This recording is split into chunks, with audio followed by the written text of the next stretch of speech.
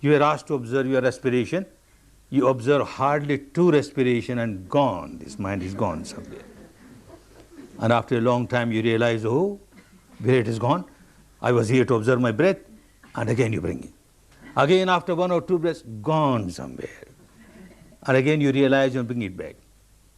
And not only that, when you find this mind wandering again and again, a flickering mind, you feel so agitated. What kind of mind I am carrying? It cannot work this ordinary work just to observe. It has nothing to do. Respiration is there. It's not a breathing exercise that you get fatigued because of that. It is there. And your job is just observe. It's just happening. You are sitting on the bank of the river. The river is flowing. What you have to do? And still, it cannot do even this easy job. You feel very frustrated. You generate agitation, irritation. Oh no, no. Then you are going against the technique. This is your own habit pattern of the mind, that when something unwanted happens, you react. You react with irritation, with agitation, with negativity, and this is what you started doing. Now you want the mind to get concentrated, and look, it is not concentrated.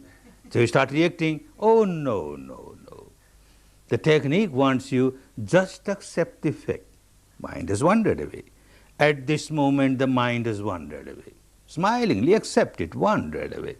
So what? The breath is still there. I come back to breath. Come back to breath. Again it wanders away. Again come back to breath. Very soon you will realize that as soon as you accept the fact the mind has wandered away, you won't have to pull it back to the breath. It just comes. It will come automatically. You just accept the fact mind has wandered away. Enough. It will come back to the breath. So you started observing your mind, the nature of your mind. It keeps on wandering. What a fleeting mind, a flickering mind, a wandering mind. Another reality, where does it wander? Oh, so many objects. You can't keep a diary. You're not allowed to keep a diary here, but even if you were allowed, no, not possible for anyone to keep a diary where it wandered. Every moment it is somewhere on the sky or somewhere in another world altogether. You can't keep a diary. But still, carefully if you notice, you will find there are only 2 fields for this mind to wander. The field of the past memories, the field of the future. A memory will arise in your mind, this memory or that memory. At this moment, this memory, later on maybe some other memory. But some memory, it so happened. Oh, so-and-so insulted me in the past. So-and-so abused me. At that time I didn't know what to do. Now this fellow insults me. I will retort like this. I will reply like this. I will do like, and start rolling in future. And you keep on rolling in future. Again suddenly a thought of the past comes. And you start rolling in the past. Again you jump to the future. And you keep on rolling in the future. Ah, this is the habit pattern of my mind. It keeps on rolling in the past or rolling in the future. It does not want to live in the present. It does not want to live in the present. And one has to live in the present. How can you live in the past? The past is gone forever. You cannot buy back the moment that has gone away. You cannot buy back it and relive, giving all the dollars of the world. Impossible. It's gone forever. And future is future. Unless it becomes present, you can't live. You have to live in the present. And look what sort of mind, which does not want to live in present. Oh, that is the reason why it remains so agitated. It does not know the art of living. And the whole technique teaches you the art of living, how to live in the present moment. Even a few moments you get, when you are with the respiration, this is the moment, the reality of this moment, the breath coming in, the breath going out. And all other moments, when you were rolling in the past or in the future, was the result of the habit pattern of the mind.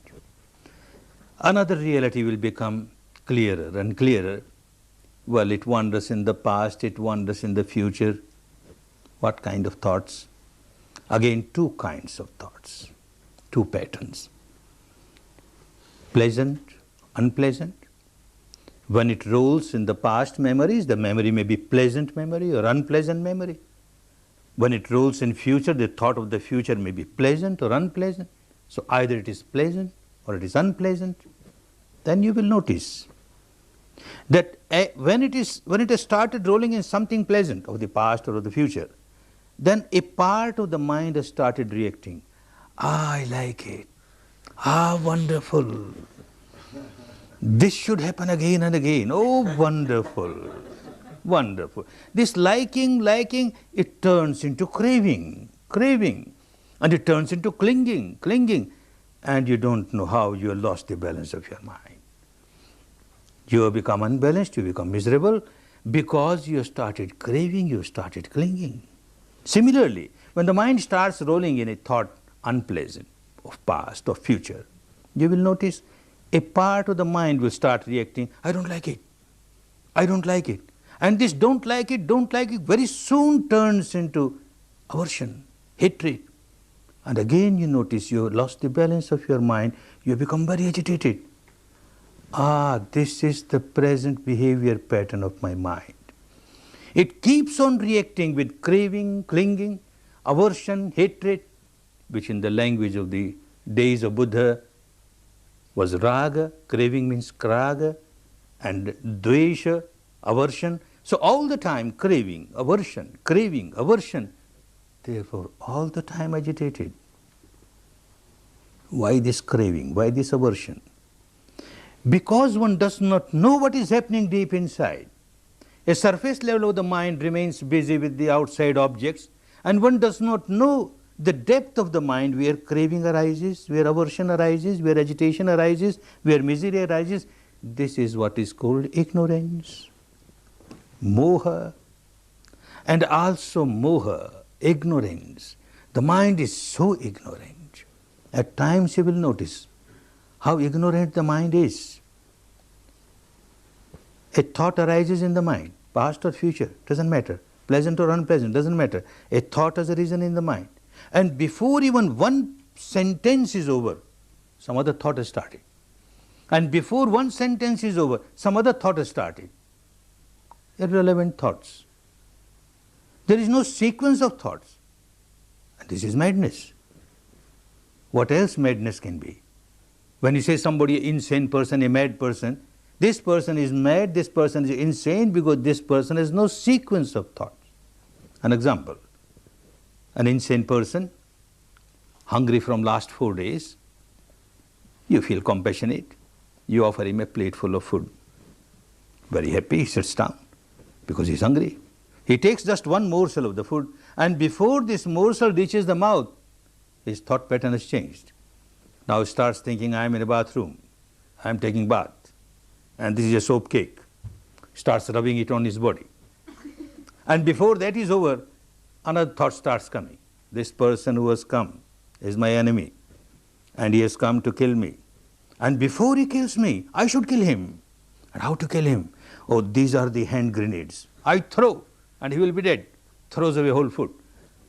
This is a mad person, insane person. He has got no sequence of thought. Everyone will realize how insane one is. You got no sequence of thoughts. One thing starts and then suddenly something else will start and then suddenly something else will start. Madness. And this is called moha, ignorance.